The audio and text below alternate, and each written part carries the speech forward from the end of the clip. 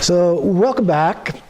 We are looking now at the Khorde Rushen, the preliminary practices for Dzogchen, and they can be divided up into preliminary practices for the Trekcho and for Togal. Some do them just as prep for Togal.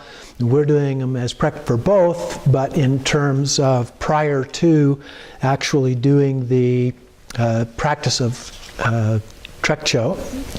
And this last week we worked on our practice in terms of understanding the nature of things that appear to us as being outside as actually being in our mind, in the outer Rushen.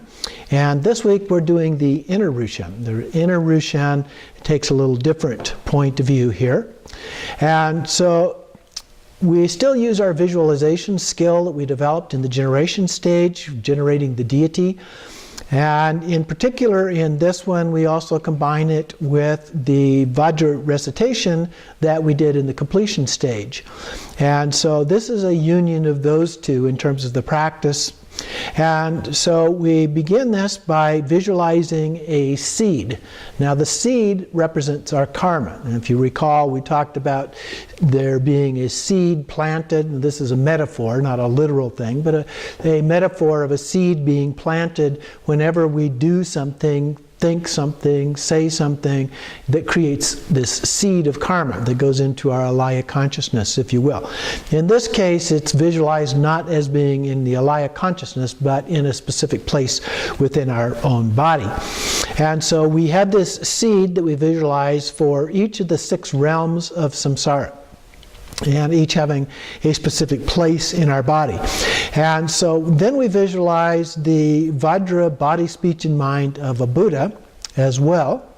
And we use that then in the practice. And then the rays of light emanate from this Vajra body, speech, and mind of the Buddha and basically purify or burn up the seeds of karma that are in these other locations in our body, helping to purify our body and also separate samsara from nirvana in our mind.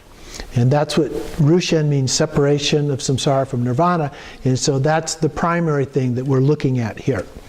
So there's only one practice here, and so there's an expectation that we actually do this a large number of times. Traditionally, this is done for each of the 6 realms, plus a combined one, for 100,000 times. So that's a total of 700,000 repetitions of Om Ah Hong.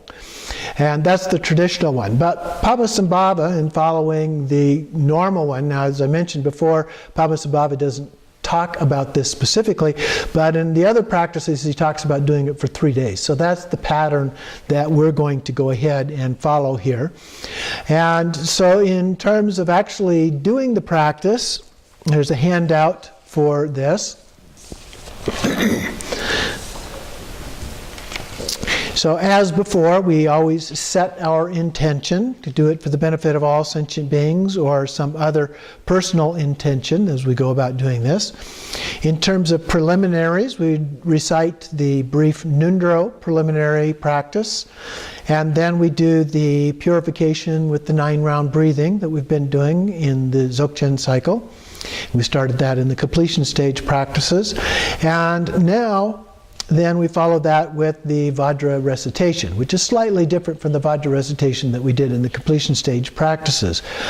First, it involves a visualization. So that part of it resembles, to some extent, the visualization that we did of the chakras. And so here we have the 6 seeds of karma, if you will, in your normal body, which you visualize as a small, dull orb of light, kind of like a bindu. And so at the crown, we have a seed representing the God realm. So this is a white Ah, but we visualize it just as a white bindu.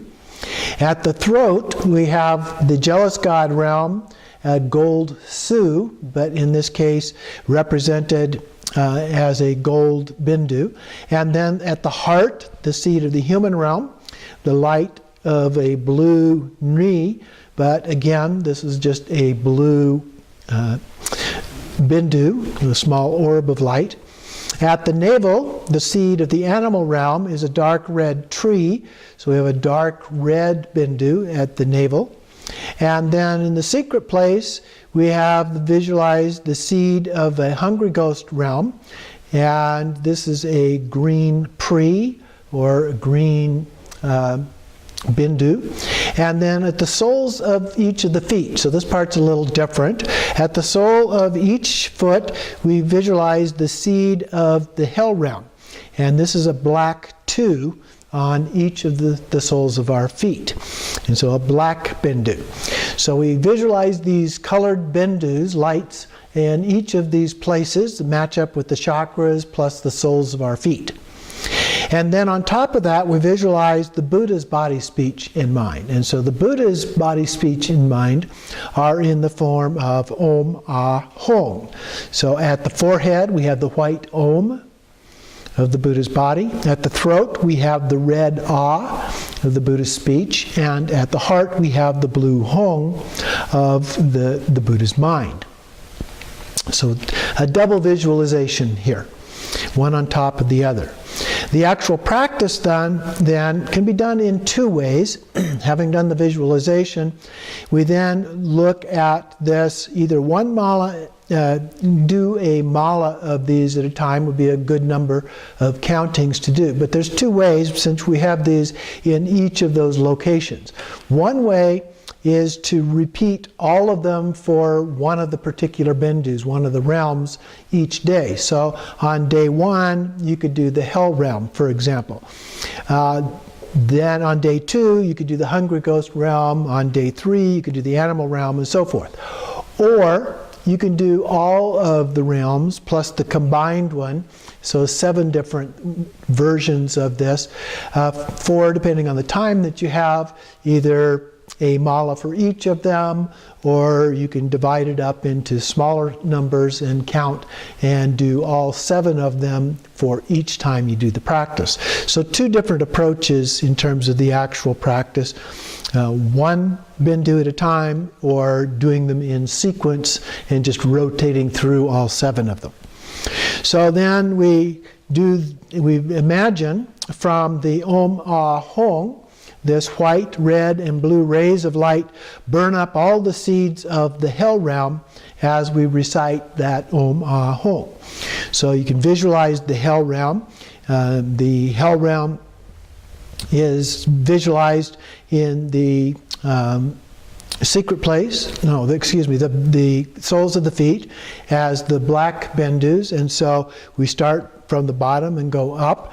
And then we visualize those being burned up by the white, red, and blue rays of light coming out of the forehead, throat, and heart of ourselves as the Buddha. And so they go down to our feet and burning those up. Each time we recite Om Ah Hong.